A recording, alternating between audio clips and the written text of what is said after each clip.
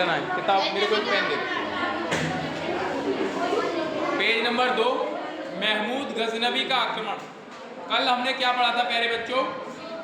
टकराव के युग में हमने पढ़ा था अरबों का आक्रमण। पहला जो आक्रमण किया था प्यारे बच्चों, अल हज्जाज के दामाद तथा उसके भतीजे मोहम्मद बिन कासिम ने 712 ईस्वी में उसने आक्रमण किया था। उसका आक्रमण किसने विफल किया था? भारतीय राजा का क्या नाम था? धुरबदव। क्या नाम था?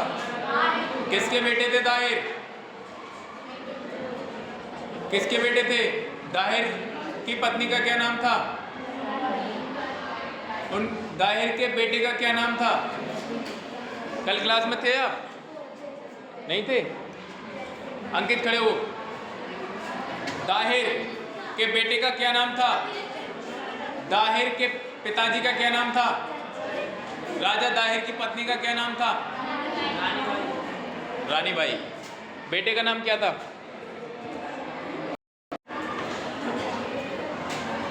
आज हम दूसरे आक्रमणकारी का नाम पढ़ेंगे, महमूद गजनवी। ओके, 712 में हमारा पहला आक्रमण सिर्फ पर होता है। 712 में अब हम एकदम जंप करके आ रहे हैं महमूद गजनवी के बारे में। ये आक्रमण देखिए, गजनवी का आक्रमण। जौहर प्रथा के बारे में पढ़ लिया था, अब गजनवी का आक्रमण पढ़ रहे हैं। गजनवी ने 1001 ईस्वी में 1025 ईस्वी तक, यहाँ पर मैं की जगह कर देंगे से, 1001 से 1025 तक भारत पर बार बार हारने पर भी 17 बार आक्रमण किया। इसका प्रमुख कारण था सोमनाथ का मंदिर। मंदिर को विध्वंस करने में सफल रहा, लेकिन भीमदेव सोलंकी ने मंदिर का पुनर्निर्माण कराया। अच्छा,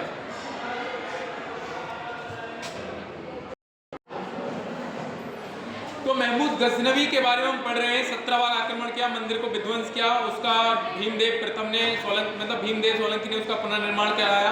महमूद गजनवी लुटेरा था, अत्याचारी था, अत्याचारी व्यक्तित्व वाला था। उसका उद्देश्य भारत में अपार संपत्ति लूटना था। प्यारे बच्चों, हम किसके बारे में? गजनवी। बेटा क्या समय था उसका आक्रमण का? 1001 से लेकर 1025 12 तक कितनी थी आक्रमण करने के लिए? आ जाइए, 17 बार आक्रमण किए थे। उद्देश्य क्या था? सोमनाथ मंदिर को लूटना, सोमनाथ मंदिर की संपदा को लूटना, सोमनाथ मंदिर की संपदा को लूटना। सफलता कितनी मिली उसे? मंदिर को विध्वंस कर दिया। क्या क्या? मंदिर को विध्वंस कर दिया। विध्वंस करने में सफल रहा। विध्वंस करने में सफल।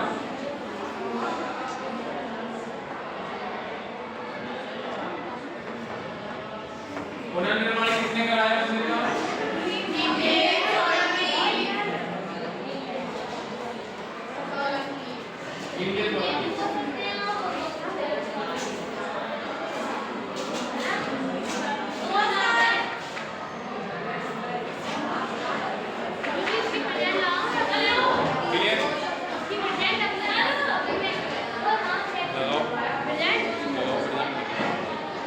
ठीक है। अगला, ये व्यक्ति फाइनल में क्या है? भारत में आपसी फूट चल रही है, एकीकरण का अभाव है, आपसी संघर्ष होते रहते हैं। इसलिए यहाँ पर जो विदेशी आक्रमणकारी थे, जो तुर्क थे, वो जीत जाते हैं। जो तुर्क थे वो जीत जाते हैं। उनके कारण क्या थे? भारत की तरफ से क्या है? एकता का अभाव है। भारत की तरफ से एकीकरण का अभाव है। भारत की तरफ क्या है? आपसी फूट है। और इनकी तरफ क्या है? कुछ मजबूती है। वो समझेंगे क्या कारण थे। तुर्कों की जीत के कारण देखिए, तुर्कों की जीत के कारण उनकी पराक्रमता नहीं थी, पराक्रमता नहीं थी, बल्कि उस समय के राजवंशों में एकता का अभाव। देखिए, उनमें कोई खास इतनी पराक्रमता नहीं थी, कोई खास बड़े वो पराक्रमी नहीं है। क्या था यहाँ पर? एकता का अभाव था। क्या था यहाँ पर? एकता का अभाव था।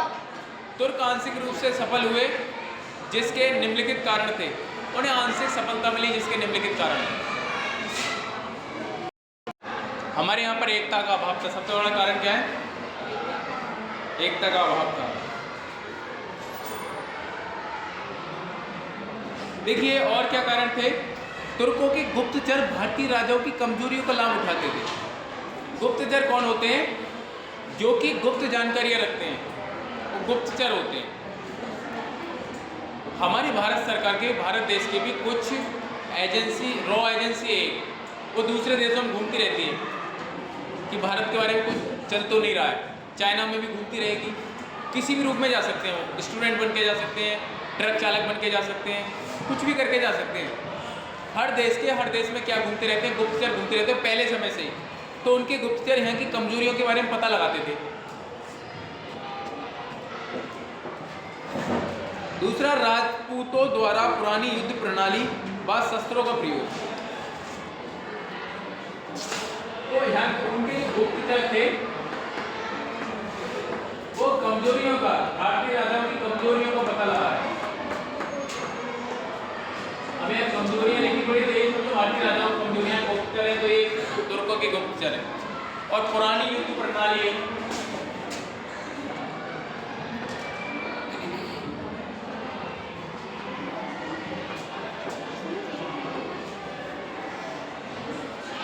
पुरानी युद्ध प्रणाली का मतलब है भालों से लड़ाई कर रहे हो, हाथियों से चल रहे हैं, और वो जरा सी देर में घोड़े से आते हैं और घोड़े रौंद के चले जाते हैं। तुमने तुर्कों के घोड़े सुने होंगे, टर्किश घोड़े बहुत ही फुर्तीले घोड़े होते हैं।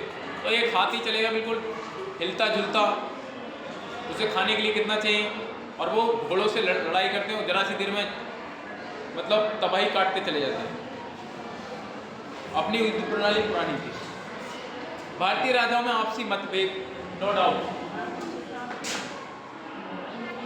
भारतीय राजाओं में क्या थे बेटा? आपसी मतभेद।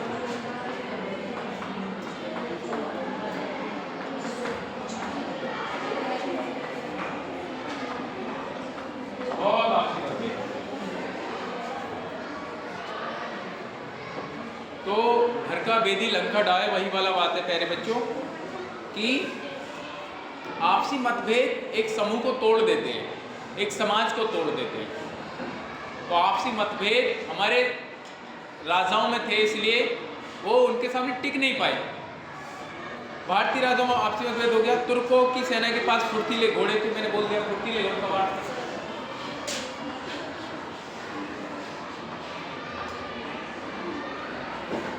ये उनके कारण। हमारी तरफ एकता का अभाव है, उनकी तरफ क्या है? कोई खास वो नहीं है, लेकिन गुप्तचर उनके हमारी कमजोरी को पता कर रहे हैं, फिर उन पे ही प्रहार कर रहे हैं, पुरानी युद्ध प्रणाली का यूज कर रहे हैं। भारतीय राजाओं में आपसी मतभेद है, उसका फायदा उठा रहे हैं। फुर्तीले घोड़े उनके पास थे।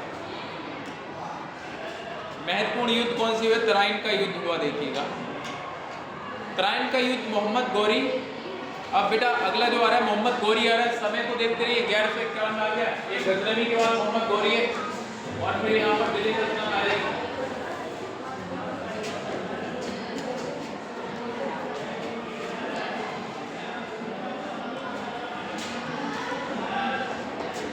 अब युद्ध महत्वपूर्ण युद्ध कौन बोलते हुए?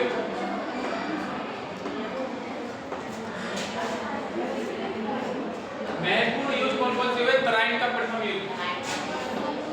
ये आया था, उसमें आया था, ये एक बार उसमें आया था, ये विकल्प में आया था क्वेश्चन हो, हाँ आया था तराइन का। और दो युद्ध हुए थे।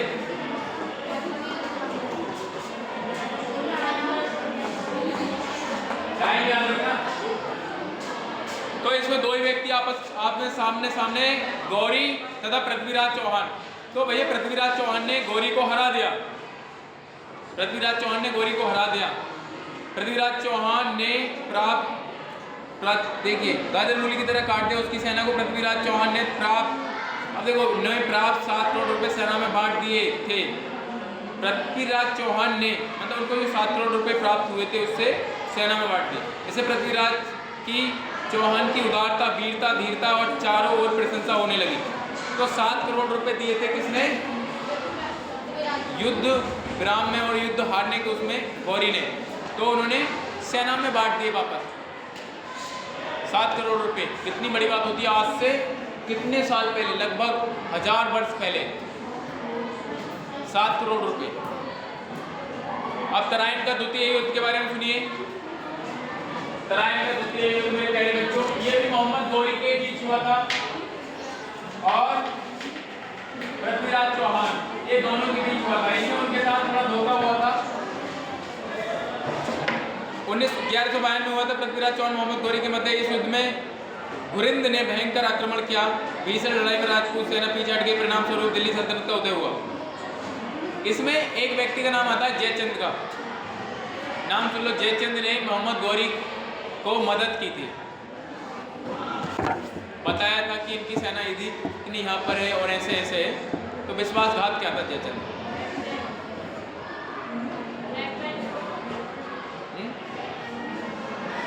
तो मोहम्मद गौरी ने अब की बार क्या किया था? विश्वासघात जब मतलब उनके साथ हो गया पृथ्वीराज चौहान के साथ, तो वो क्या है, इस बार हार गए। इस बार हार गए।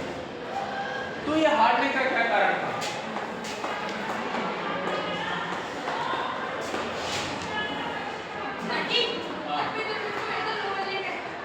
बस बेटा आ रही है 2 मिनट में। एक बैठ लो थोड़ी देर, 2 मिनट हाँ तैयार करेंगे। चलिए आप देखिए, इसमें जयचंद नाम के एक व्यक्ति, एक राजा था जयचंद। अब यार सुन लीजिएगा, जयचंद नाम के एक व्यक्ति थे और इन्होंने गौरी की मदद की थी। तो इसलिए क्या है, पृथ्वीराज चौहान हार गए।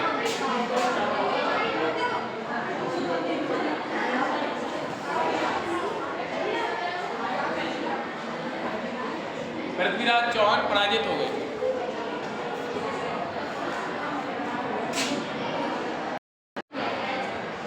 अगला युद्ध किसके साथ हुआ? नाम सुनिए, चंदावर का युद्ध। अब ये जयचंद के साथ खुद हो गया।